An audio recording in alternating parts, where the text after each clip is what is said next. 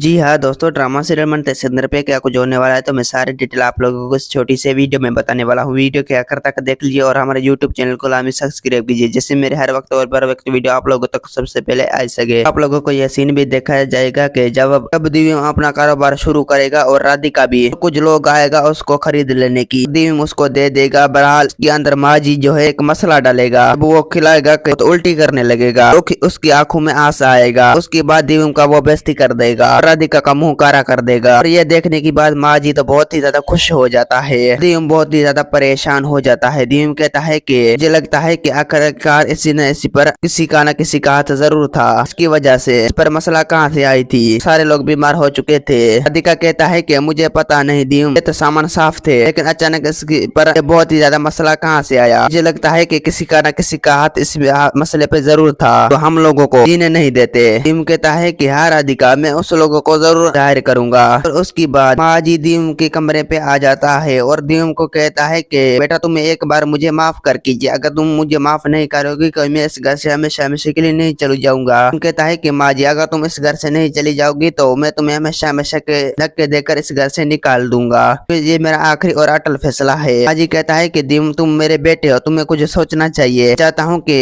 मेरे साथ ऊपर चलो और मेरे साथ वापस चलो। तुम मेरे साथ वापस नहीं चलोगी कि सावेली का बुरा हाल हो जाएगा, तो तुम्हारा बाप भी बहुत ही ज्यादा परेशान हो जाएगा। इसलिए आपको जल्द जो हो सके आप मेरे साथ चले, अगर मेरे साथ नहीं चलेगे तो घर तो बर्बाद हो जाएगा। दिव्यम कहता है कि माँ जी बस मैं फैसला कर चुका हूँ, अब उस घर से किसी किस्म का कोई भी ताल्लुक नहीं रखना चाहती। इसमें तुम लोगों को बता चुकी हूँ कि मैं हमेशा हमेशा के लिए इस घर से चली जाओ, अगर इस घर से नहीं चली जाती तो तुम्हें धक्के देकर इस घर से निकाल दूंगा। माँ जी कहता है कि बेटा तुम मेरे बेटे हो, ऐसा मत करो, मेरी जिंदगी को इस तरह तबाह और बर्बाद मत करो, तुम मेरे आखिरी जीने का सहारा हो। मैं चाहता हूँ कि तुम मेरे साथ रहो। दोस्तों उम्मीद है कि मेरा वीडियो आप लोगों की अच्छी लगी होंगी। वीडियो अच्छी लगी तो वीडियो को लाइक और चैनल को सब्सक्राइब लामी करना। खुदा हाफिज।